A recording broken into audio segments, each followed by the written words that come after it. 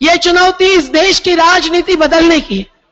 और अगर राजनीति बदल जाएगी तो देश की अर्थनीति बदल जाएगी।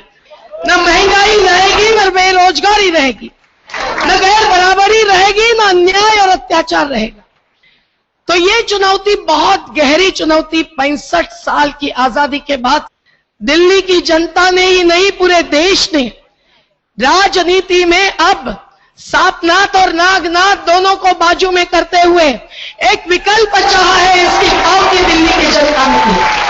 और जबकि देश की दिल्ली ने ये मनीषा व्यक्त की और जाहिर की, तब देश की वित्तीय राजधानी ये महानगरी मुंबई उसके आगे जाए बिना नहीं रहेगी। यह विश्वास आप सब ले जताएं। मैं जानती हूं कि यहां विक्रोली के कन्नमवार नगर में जब बैठे हैं और घाटकों पर बुलुंड, भांडुप, चेंबूर, मानखुर तक के लोग यहां पधारे हैं, तो आप सबकी यह मनीषा है कि केवल ईशान्य मुंबई नहीं, ये पूरी मुंबई और नासिक से पांड्रे जी, बीड़ से नंदू माधव जी, ठाणे से संजीव साने जी भी यहाँ आए हैं। तो हम मुंबई के ही नहीं, महाराष्ट्र की जीत की ओर बढ़ने की ये शुरुआत कर रहे हैं। अरविंद जी, इस महानगरी मुंबई की हालत ये है कि ये 40,000 करोड़ रुपया टैक्स देती है, लेकिन इस मुंबई की गरीब जनता 72% है जो स्लम्स में यानी झोपड़पट्टी में रहती है। और उनके नीचे जो केवल 9% जमीन है, उन जमीनों पर भी जब गीधों की नजर है, तो कन्नमवार नगर की माड़ा की कॉलोनी हो या बीएमसी की कॉलोनी हो, मुलुंड की LIC कॉलोनी हो या अन्य विक्रोली पार्क साइड की एक एक बस्ती हो, इन सबको रमाबाई अंबेडकर नगर तक लीज पर दी हुई जमीनों को भी गरीबों के हाथ पे छीनकर और नए नए लोगों को मुंबई के बाहर से बुलाकर देने का नाम ही विकास और पुनर्वास हो गया है। और ये हमें मंजूर नहीं है, क्योंकि बस्तियां जहां बसी है उनको पानी चाहिए, संडास चाहिए और उनको एक अच्छा घर और आवास भी चाहिए। हम देखते हैं क्या हालात होती है उन लोगों की जो 10 साल तक ट्रांजिट कैंप्स में सड़ते रहते हैं। हम देखते हैं कि जमीन जो भी बचती है उन बस्तियों के लिए, जो सालों से और जन्म से वहां रह रहे उन लोगों के लिए, वो तो बिल्कुल नाले के किनारे होती है और हाईवे के किनारे के जमीन करोड़ों और अरबों रुपयों का मुनाफा कमाते हुए और दूसरों को दी जाती है। हम ये नहीं कहते कि किसी को दूसरे को घर नहीं मिले, लेकिन 10 घर के बाद 11वां घर लेने के लिए, आदर्श जैसे घोटाले में शहीदों के नाम घर लेने के लिए जिन राजनेताओं को शर्म नहीं आती, उनको हम बख्शते नहीं है। आदर्श घोटाला एक हो गया जिस पर हमने केस लगाई, सीबीआई की इंक्वायरी हो गई, एक मुख्यमंत्री गिरे, 2 को बचा दिया, अधिकारियों को जेल में भेजा जो अधिकारी गरीबों को कुचलने वाले अधिकारी थे। तो इससे साबित क्या होता है, रक्षा मंत्रालय की हो या किसी की हो, बंबई में 30,000 एकड़ जमीन है, भाईंदर से बंबई तक, वो मुट्ठी भर लोगों के हाथ में है।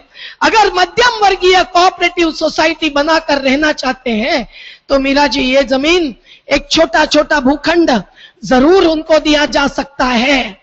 ऐसे मध्यम वर्गीयों से भरपूर जनसंख्या है जो चाहते हैं कि अपने भी घर का विकास हो, जो ईमानदारी से कमाने वाले हैं, चाहे छोटे उद्योग हो, चाहे दुकानदार हो, चाहे छोटे व्यापारी हो, चाहे कर्मचारी हो, चाहे नौकरदार या स्वयं रोजगारी।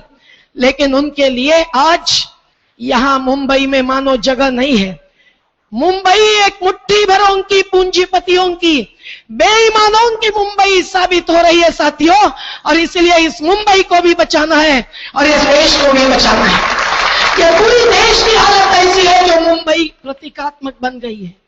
पूरे देश में आज जंगल, जमीन, पानी पर आदिवासियों को लड़ना पड़ता है, किसानों का महाराष्ट्र भर लड़ना पड़ता है। हमारे साथी आज भीड़ से लड़ेंगे तो भीड़ में गारपीट यानी बर्फ गिरकर पूरी खेती खत्म हुई है। वही हालत धुलिया की है, वही हालत नंदुरबार की है साथियों। एक एक जिले जिले में किसान या तो आत्महत्या कर रहे हैं या तो उनकी हत्या हो रही है। आज रात की रोटी हम जिनके बदौलत खाएंगे, उनको नुकसान भरपाई देने तक की संवेदना जिस राज्य सरकार में नहीं है, आज तक नहीं दी है। अब चुनाव आए तो बोलने लगे हैं कल देंगे परसों देंगे, लेकिन नहीं देते हैं आसानी से। ये हमारा 40 साल का अनुभव है और इसलिए हम लोग राजनीति में हैं। साथियों, महंगाई छू रही है आसमान को। इस महंगाई ने जिनकी कमर तोड़ परिणाम लाया है, उस महंगाई के मारी सबसे ज्यादा है हमारी बहनें। ये आम आदमी पार्टी ही नहीं है, ये आम औरतों की भी पार्टी है। और हम महिलाएं इस बार वोट देने में नहीं देने वाली, क्योंकि इस महंगाई ने कमर तोड़ी। तो यूपीए सरकार बताती है कि अंतरराष्ट्रीय बाजार के कारण महंगाई हुई है। अरे साठेमारी किसकी है? जैसी जमींदारी राजनेताओं की है, जो खुद बन गए हैं बिल्डर, जो खुद बनाते हैं कंपनियां, और जो खुद अंबानी यहां और मोदी जी की अडानी वहां। इन कंपनियों को कई सारे टैक्सेस की छूट देते हैं। उन लोगों के कारण महंगाई है। 8 सालों में 30 से 32 लाख करोड़ रुपयों की छूट इस देश की मुट्ठी भर कंपनियों को दी गई है। छोटे दुकानदारों को तो एलबीटी टैक्स से फिर घेरा जा रहा है। हम इसके खिलाफ हैं। हम जानते हैं कि छोटे छोटे फेरी वालों से हर राज्य में ये हालत है और मुंबई में भी है कि हमारे पुलिस प्रशासन के लोग उन्हें सुरक्षा नहीं देते, मंत्रियों के पीछे दौड़ाते हैं बेचारों को, लेकिन ये फेरी वालों से सैकड़ों करोड़ रुपया एक महीने में वसूलते हैं। हर पुलिस चौकी आज भ्रष्टाचार की आगार हो गई है। लेकिन आज की स्थिति यह है कि एक रात में लाखों रुपए इकट्ठे होते हैं गरीबों से और फिर कहते हैं बस्तियां अतिक्रमण है, अनधिकृत है। तो किसके बदौलत ये न्याय बनेगा? किसके बदौलत ये सुव्यवस्था बनेगी? भ्रष्टाचार जो लवासा सिटी में पवार परिवार का है, हमने केस लगाने के बाद सुने जी के 26% शेयर्स पीछे लिए गए हैं, लेकिन उससे छुटकारा नहीं है। 15 अधिकारियों पर केस लगाई गई है, लेकिन यह भ्रष्टाचार हमने हीरानंदानी का निकाला। कल हीरानंदानी के 20 जगह पर देश भर इनकम टैक्स की धाड़ पड़ी है। तो देखिए, यहां से बहुत ही नजदीक हमारे चुनाव क्षेत्र के लगत, आईआईटी के लगत हीरानंदानी गार्डन्स नाम का स्वर्ग बना हुआ है। 40 पैसे एकड़ से जमीन दी गई। हमारी केस लगने के बाद वो काम रोका गया है, पर अभी तक आदेश के अनुसार कोर्ट के कहने के बावजूद 3144 घर नहीं बनाए गए और केवल कहती है राज्य सरकार कि हम घर देंगे, हम घर देंगे। तीसरा चुनाव गरीबों को 2000 का आश्वासन देकर बुना जा रहा है। गरीबों में, मध्यम वर्गीयों में, एलआईसी कॉलोनी में, कहीं गोलीबार की कॉलोनियों में, 100 साल पुरानी बस्तियों में, ऊंचे महलों में रहने वाले भी जब नौकरी खत्म होती है, जैसी भांडुप और मुलुंड की हकीकत है, लार्सन एंड टुब्रो जमीन बेचने निकलता है, हम ही वो मुद्दा उठाने वाले लोग हैं। जब सियाट में आग लगती है तो मालूम होता है कि इन्फोटेक को और भी जमीन दी जाने वाली है। जब आरे कुर्ला और बदली की डेयरी की जमीन बेचने निकलते हैं तब पता चलता है कि ये राज्य करने वाले अब राष्ट्रवादी नहीं, राष्ट्र विरोधी बन गए हैं और इन्होंने देश को लूटना, देश को कीसना, देश का कोयला, देश की खनिज संपत्ति, देश का जल संधारण, देश की नदियां, देश के पहाड़, सब कुछ बेचना तय किया है। क्या हम बेचने देंगे? क्या हम सरकार की तिजोरी खाली करने देंगे? तो हम शासन के खिलाफ नहीं हैं, हम राज्य के खिलाफ लड़ने वाले माओवादी नहीं है। हमने एक पत्थर कभी नहीं उछाला है, लेकिन जो आतंकवादी है वो किसी भी मुद्दे पर आतंक खड़ा कर सकते हैं। गुजरात में मजहब के नाम पर आतंक खड़ा करने वाले यहां आएंगे कुछ दिनों के बाद। जवाब दीजिए, क्या आप आतंक चाहते हैं? क्या आप मजहब के नाम पर अशांति चाहते हैं? क्या आप इस देश में जातिवाद को खत्म करना चाहते हैं या नहीं? तो ये जाति और मजहब के नाम पर हो या और किसी भी नाम पर हो, जो आतंक खड़ा करते हैं वो देश के लोगों की शांति, सुख, समृद्धि और सुविधा को नकारते हैं। साथियों, आजादी के बाद निकले हुए स्वतंत्रता सेनानी के घर से जो निकला है मेरे जैसा, वो सब जानते हैं कि आजादी के सपने क्या थे। संविधान में सब कुछ लिखा हुआ है, बुनियादी अधिकार, समता का, न्याय का, बंधुत्व का और घर का, रोजी का, रोटी का, कपड़ा का, शिक्षा का, मकान का, स्वास्थ्य का। साथियों, जो खासदार आमदार एक भाषण नहीं दे सकते, एक राष्ट्रीय समस्या पर बोल नहीं सकते, और यहाँ के गरीब और मध्यम वर्गीयों की एक एक समस्या, कहीं ड्रेनेज की, कहीं पानी की, कहीं और घर की, कहीं केवल महंगाई की, कहीं ट्रैफिक जाम की, कहीं स्काई वॉक की, वो भी समस्या बनकर आता है। और यहां मुलुंड में तो कब्रिस्तान की। साथियों, हॉस्पिटल बनके खड़ा है इस ईशान्य मुंबई में, लेकिन उद्घाटन करने के लिए उनके पास समय नहीं। तो उनकी समस्या समय की होती है, हमारे लिए वो चुनने के बाद समय नहीं निकाल सकते हैं, तो हम उनको जनतंत्र और जनप्रतिनिधि नहीं मानते हैं। ये साफ बात है। इसलिए हमको राज्य बदलना है, हमको जनतंत्र सही में लाना है। बाबा साहब की कृपा ने, महात्मा गांधी जी के गांव को एक संघ और एक इकाई मानने के कारण और 1992 से वार्ड सभा को और ग्राम सभा को एक स्थान मिल गया। लेकिन वार्ड बहुत बड़ी इकाई है। अगर 3000, 5000 की बस्तियों में वार्ड के एक हिस्से में हर महीने सभा होती है, तो यहां का निर्णय यही हो जाएगा, सत्ता हम मंत्रालय से नीचे धरती पर खींच के लाएंगे। ये उम्मीद है आम आदमी पार्टी की, और यही उम्मीद है हर आंदोलनकारी साथी की। तो हम तमाम मुद्दे ले लेंगे साथियों, पर यह भ्रष्टाचार पहले मिटाना है। महाराष्ट्र के राज्य में वही जन लोकपाल लाना है जिसके बारे में मुख्यमंत्री होते हुए केजरीवाल जी को बोलने नहीं दिया। भाजपा और कांग्रेस एक हो गए। क्यों? हम महाराष्ट्र के लोग जानते हैं, आदर्श में दोनों हैं। 40 शक्कर कारखाने बेचे गए और खरीदे गए, दोनों हैं। कहीं जयंतराव पाटिल ने लिए, कहीं अशोक चव्हाण ने, कहीं शरद पवार के भतीजे अजित पवार जी ने लिए, कहीं नितिन गडकरी जी ने विदर्भ के लिए, और 300 करोड़ की एक एक कारखाने की प्रॉपर्टी सहकारी साखर कारखाने होते हुए भी उन्होंने मानो जब्त कर दी और कब्जे में ली। शर्म नहीं आती कि सहकार खत्म कर रहे हैं। जिसके ऊपर पांव रखकर उन्होंने कुर्सियां पाई, सत्ता पाई, वो खुद सहकार और सरकार दोनों खत्म करने जा रहे हैं। अपनी राजा जैसी जमींदारी बढ़ा रहे हैं, अपनी संपत्ति बढ़ा रहे हैं। पर हम जानते हैं कि इस देश की समृद्धि मुट्ठी भरों की संपत्ति से नहीं आती। नहीं तो दुनिया मेरी मुट्ठी में कहने वाले अंबानी के 27 मंजिलें जब बन गई, वह भी वक्फ बोर्ड की जमीन पर, तो सबको घर मिल जाता। लेकिन ऐसा नहीं होता। सबको सब कुछ मिलने के लिए ईमानदारी चाहिए और जनतंत्र की सही विकास नियोजन की प्रक्रिया चाहिए। हम तय करेंगे कहां कब्रिस्तान होगा। अब उनके सामने भीख मांगने की जरूरत नहीं। हम तय करेंगे कहां स्काई वॉक होगा या नहीं होगा, वो सायन का खाली पड़ा है। मैं मराठी में अच्छी तरह से बोल सकती हूं।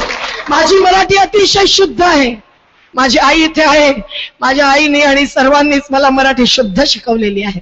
परंतु मी मराठीमध्ये बोलत नाही एवढ्यासाठीच कि अगर मुट्ठी भर लोगों को भी मराठी नहीं समझ में आती तो हमारा फर्ज बनता है कि उनकी हम दखल ले लें। आणि ही मुंबई सर्वांची आहे, ही मुंबई सर्वांची आहे। लहान असताना इंग्रजी शाळेत न शिकता आम्ही इंग्रजी बोलतो, पण ज्यांची मुलं इंग्रजी शाळेत शिकतात त्यांनी मराठी माय बोलीची भाषा वापरायची आणि मराठी नावानी मतं घ्यायची। हे आता याच्यामुळे चालणार नाही। हे जातीयवादी आणि धर्मांध शक्तींच्या बरोबर असतील, कुठल्याही धर्मांची धर्मांधता आम्ही मंजूर करत नाही। बरोबर आहे ना?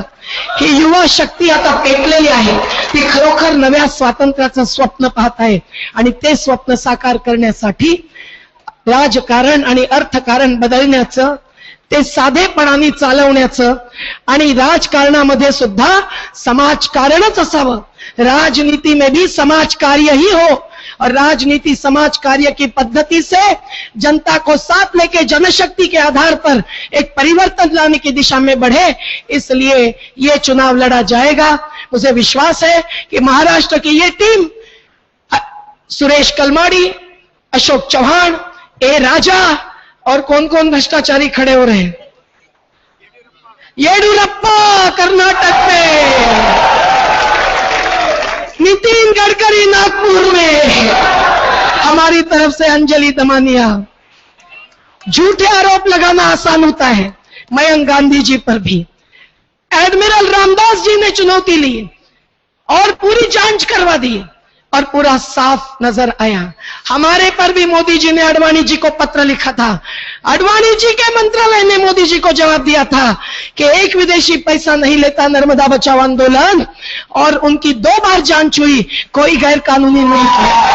तो साथियों, जो ईमानदार हो वही हिम्मत करेंगे इस मंच पर बैठने की, बेईमानों की ये हिम्मत नहीं कि वो हमारे पद पर कदम पे कदम मिलाकर चलेंगे। तो इसकी चिंता मत करें, ये साफ चेहरा जब दिया है तब आज जो चित्र और चरित्र बदल चुका है राजनीति का, वो बदलना जरूरी है और इसीलिए आप आगे आइए। पिछले चुनाव में इस चुनाव क्षेत्र में 5 लाख महिलाओं ने वोट नहीं दिए थे। 5 लाख बाबा साहब, मैं आपकी क्षमा चाहती हूं, एक महिला होते हुए ये बाबा साहब आंबेडकर ने दी हुई संविधान का अपमान है। हम लोग जंग छेड़ेंगे इस बार कि ईशान्य मुंबई में 80% वोटर्स ने कम से कम वोट देने चाहिए और जो देंगे उनमें 100% ईमानदारों ने केवल हमको ही, यानी हम व्यक्तिवादी नहीं, हमारे पूरे समूह के नाम पर, अरविंद केजरीवाल जी के नेतृत्व पर, और झाड़ू जो महिला का, दलित का, श्रमिक का प्रतीक है और जो सफाई के लिए जरूरी है, उस पर मुहर लगाना जरूरी है। 1, 2, 3 नारे देती हूं जिससे सबको मालूम होगा कि कॉन्ट्रैक्ट लेबर को परमानेंट करने वाली एक ही पार्टी आम आदमी पार्टी, जो बेरोजगारी के खिलाफ युवाओं को भी ताकत दे सकती है, रोजगार दिलाने के लिए सही औद्योगिकरण ला सकती है और मुट्ठी भरों की तानाशाही खत्म कर सकती है, उनका हम कैसे स्वागत करते हैं। हम कहते हैं चुनाव नहीं, चुनाव नहीं, चुनाव नहीं। कुछ लोग शायद केवल देखने के लिए आए हैं, इसलिए हाथ नहीं उठाते हैं। मुझे भी डर लगता है जब भांडुप के बस्ती बस्ती में मैं वेश्या व्यवसाय करने वाली महिलाओं का दुख समझती हूँ, जब एक एक जगह पर छोटे छोटे टेलरिंग यूनिट्स इतना रोजगार दे रहे हैं, इतना रोजगार दे रहे हैं, लेकिन उनके तरफ किसी का ध्यान नहीं है। धारावी में चमड़े का काम करने वाली हमारी महिला, हमारे भाई, किसी का ध्यान नहीं है। निर्माण मजदूरों पर नहीं है, घर की नौकरानियों पर नहीं है और सरकारी कर्मचारियों पर भी सरकार का ध्यान नहीं है।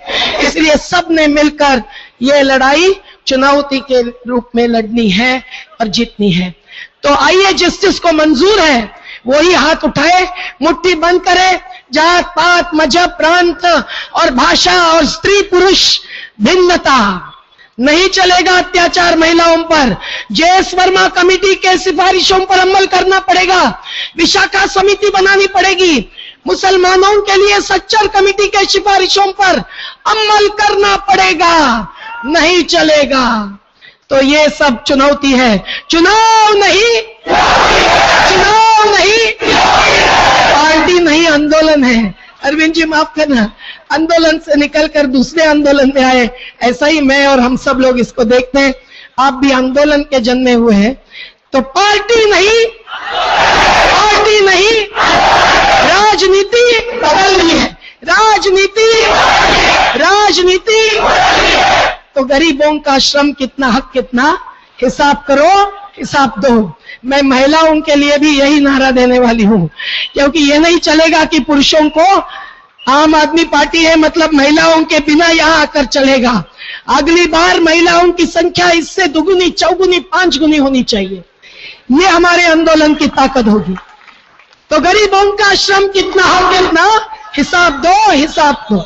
गरीबों का श्रम कितना, हक कितना, महिलाओं का श्रम कितना हक कितना, साफ करो हिसाब। महिलाओं का श्रम कितना हक कितना, साफ करो। धन्यवाद, जिंदाबाद।